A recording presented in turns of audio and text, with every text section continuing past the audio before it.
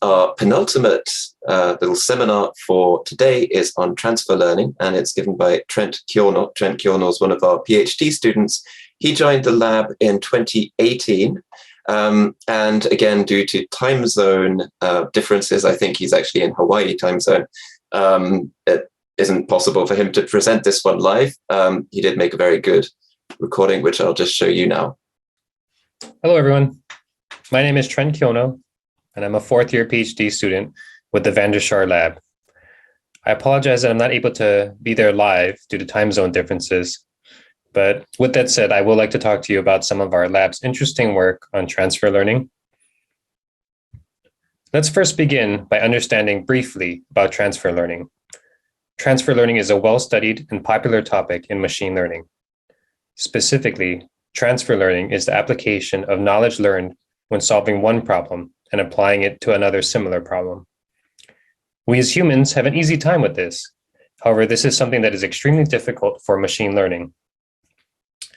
The next question we must understand is, why do we need transfer learning? The answer to this is rather simple, and is that we don't have any or enough labeled data for the target task. This makes it extremely hard to train highly performant models on the target task. Transfer learning aims to leverage the knowledge learned on the well-labeled source data set and apply it to a difficult, less labeled target task. Transfer learning can be thought of as a specific realization of generalization or robustness, which we won't focus on in today's talk about transfer learning. But for more information on our work regarding generalization and causality, you can reference causal, shown here. Moving on, let's focus on domain adaptation. Domain adaptation is a subset of transfer learning. Here, the tasks are the same, but population distributions may differ when training and testing. These distributional disparities can be caused by any number of reasons in practice, such as differences in populations between different geographic regions. Perhaps we have data collected over many years, which may differ when applying on today's population. Another example could be caused by measurement or sensor miscalibrations that add noise to our observed data. Though these differences may appear to be subtle at face value, they have dire consequences with today's large capacity models that have a propensity to overfit to the intricacies of the training data distributions. Here, we show an example of COVID-19 hospitalizations between the urban and rural UK populations. Given that the rural population experienced the outbreak a couple weeks later, they could have benefited from machine learning models that were trained on the urban population. However, we see that the patient distributions between urban and rural differ in both age and comorbidities. This is an example of types of problems we wish to address with our methods. Building on our prior example, we focus on the problem of unsupervised domain adaptation.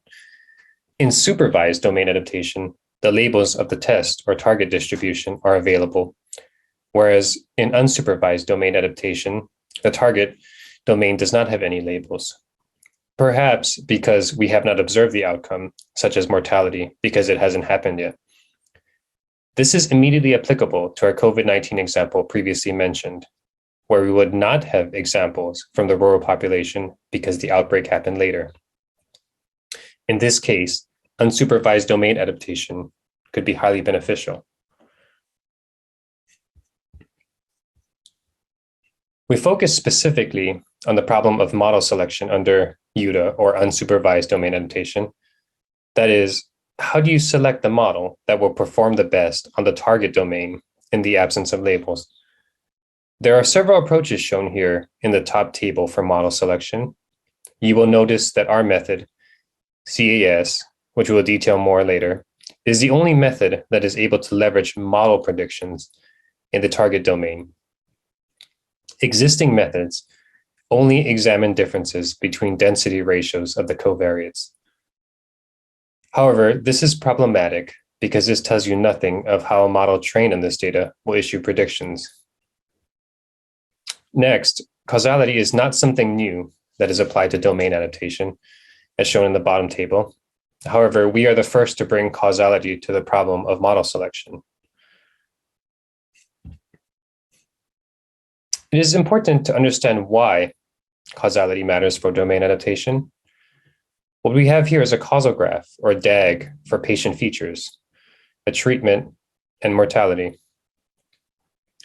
Suppose this causal graph is from a dataset collected from the region shown. There is a useful property that we can exploit, which is that causality is invariant, and the same causal structure can be used for other geographic regions. For example, the fact that genetic instability causes breast cancer is invariant to your location in the world. This invariance is true for the time dimension as well, where the causal graph should not change as time progresses. This is a nice property that we can leverage for domain adaptation. In this schematic, we show how we calculate our causal assurance score, or CAS, for model selection. What's unique about our approach, as shown by the blue arrows, is that we have an additional causal fitness metric, which takes into account the likelihood with which our model predictions came from our invariant causal structure. Existing methods, shown in black, only examine the model predictions on the source domain and do not have a method for evaluating predictions on the target domain, since again, the target domain does not have any labels. Note that what we've shown you so far has been for predictive model. In a follow-on paper, we extended our methodology to treatment effect models, where we modify our causal graph with the rules of due calculus. Note that treatment effect model selection differs significantly in comparison to selecting predictive models. This is primarily due to the fact that with treatment effect models, we can only approximate the estimated counterfactual error, since we only observe the factual outcome for the received treatment and cannot observe the counterfactual outcome under other treatment options. Here, we briefly show the results of our two methods, CAS for predictive models and ICMS for treatment effect models. In the upper half, we see that our method, CAS, is better able to select the models that result in higher AUROC on our target domain in comparison to the other benchmarks of source risk, IWCV and DEV, on several data sets for COVID-19, prostate cancer mortality, and chronic heart failure. In the bottom table, we show our treatment effect model selection, ICMS, is able to better select models, resulting in lower error across 6 different types of treatment effect models over several healthcare data sets as well. For more details, please see our list of full works here. And thank you for listening to our works on transfer learning.